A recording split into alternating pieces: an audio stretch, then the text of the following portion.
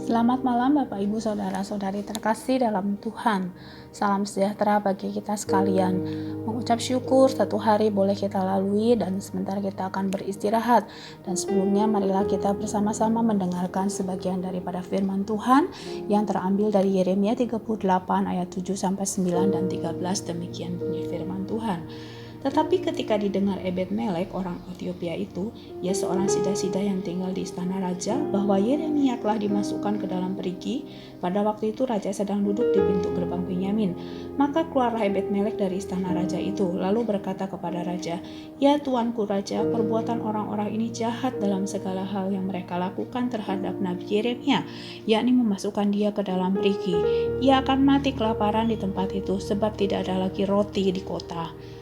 Kemudian mereka menarik dan mengangkat Yeremia dengan tali dari perigi itu. Demikianlah Yeremia tinggal di pelataran penjagaan itu. Yeremia adalah salah satu nabi dalam Perjanjian Lama yang berkarya sebelum bangsa Israel atau kerajaan Yehuda ditaklukkan dan penduduknya dibuang ke Babel. Nabi Yeremia dipanggil menjadi nabi oleh Allah ketika dirinya masih sangat muda.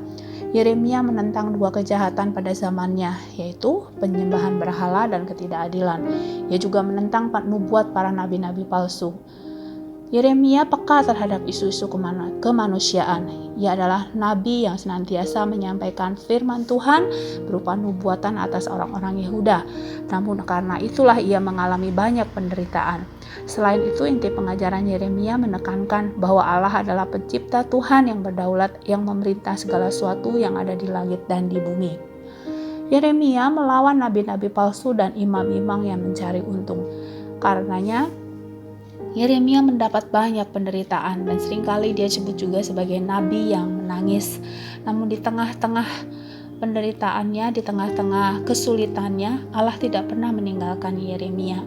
Bahkan satu saat seperti yang kita baca tadi di dalam Yeremia pasal yang ke-38, saat banyak orang pemimpin-pemimpin tidak menyukai Yeremia oleh karena firman Tuhan yang disampaikan, mereka mengambil keputusan menghadap raja dan memasukkan Yeremia ke dalam sebuah sumur atau perigi.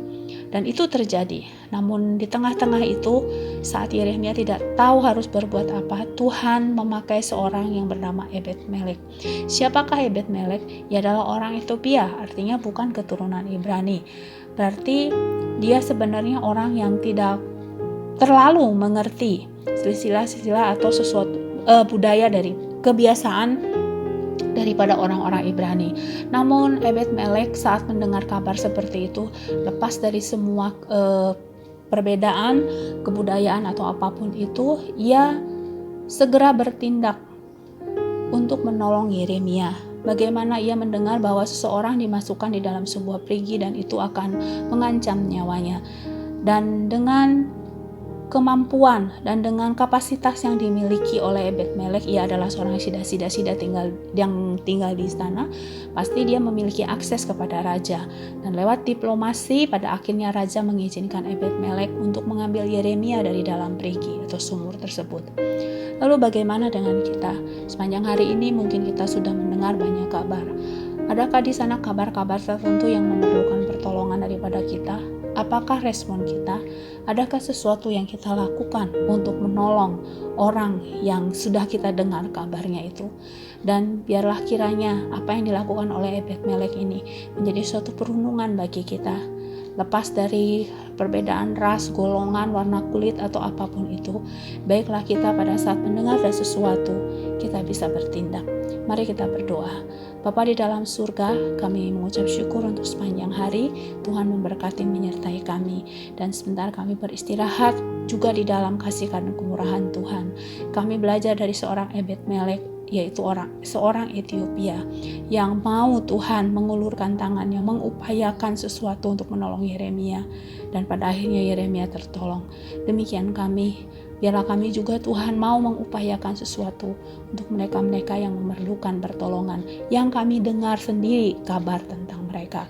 Terima kasih ya Tuhan, kami beristirahat di dalam dan demi nama Tuhan Yesus Kristus. Haleluya, amin.